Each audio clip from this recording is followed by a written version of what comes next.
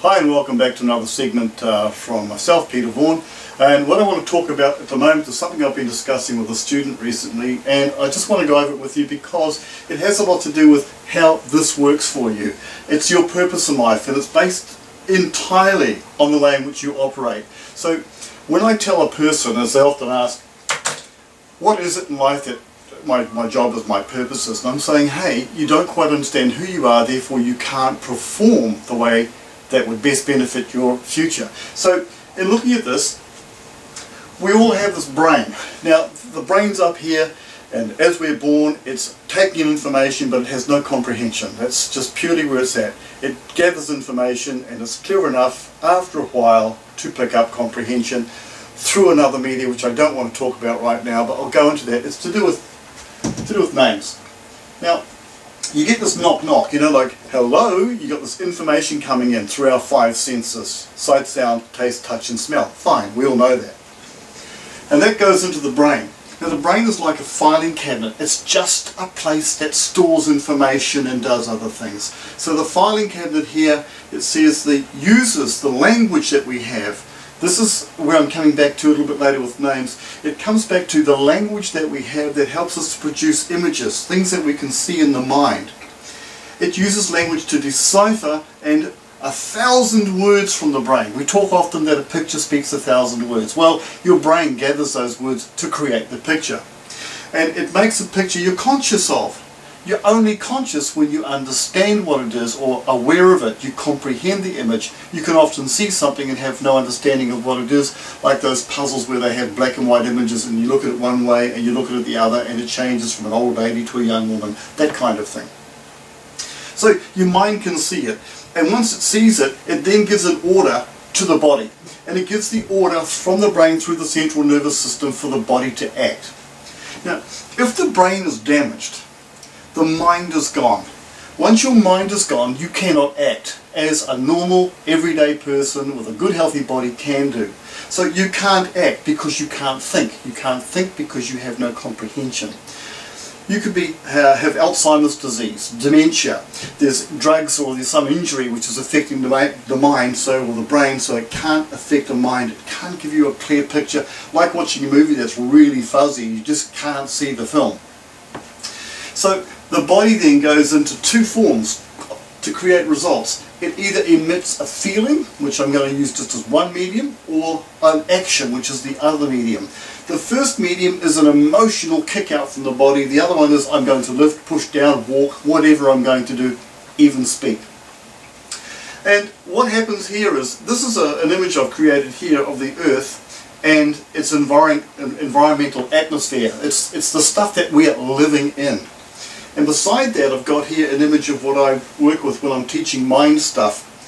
With information coming in to the body area of you, you've got three areas. You've got a mind, which is your screen, the image that you see things on.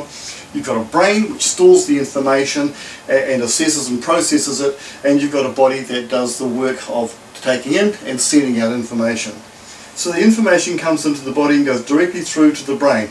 The brain's got to find files that it has stored in harmony, in tune, totally in sync with the information coming in that it's already stored, and it finds the file and brings the two together, amplifies it.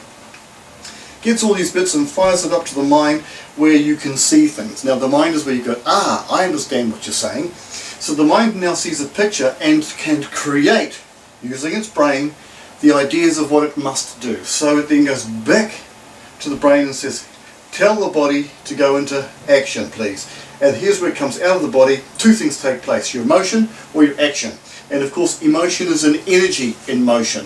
When you study martial arts, you'll feel how you can use that energy to do all sorts of wonderful things, for the right purposes, of course. And an action, like act I on. I've broken it up that way. It's not what it means. Action's an action. But it is act I on something. Coming back up to this one up here, when a person who's somewhere on the earth outside there, like I'm standing here today, and I'm emotionally involved with an image in my mind and I'm pushing it out there, I need to know something, I'm hungry for something, something's got to happen, I'm getting more and more determined or desperate about something, and I'm pumping all the stuff out of my body through my feelings. This is not empty. Our environment is so dense. I often say to people, if you think there's nothing between me and you, and I can't feel it by putting my hands around, you try getting inside a cockpit of a supersonic jet fighter or some plane like that and pull the side window open inside the cockpit and stick your head out, to see what the outside looks like. Your head would be ripped off your shoulders, because the no thing out there, or nothing as you call it, is something when you start to change the outside conditions, in this case speed. So a person thinks the thoughts that are really intense, and the thoughts come from the gut area kicking out, mainly there because that's where the biggest mass of nerves is in your body, outside of the brain, which has no emotional feeling. And it goes around the atmosphere around the world. And somebody over here in a completely different place, could be next door, could be across the other side of the world, picks up this vibe, picks up this energy, picks up this feeling that you're popping out, this emotion, and it affects them.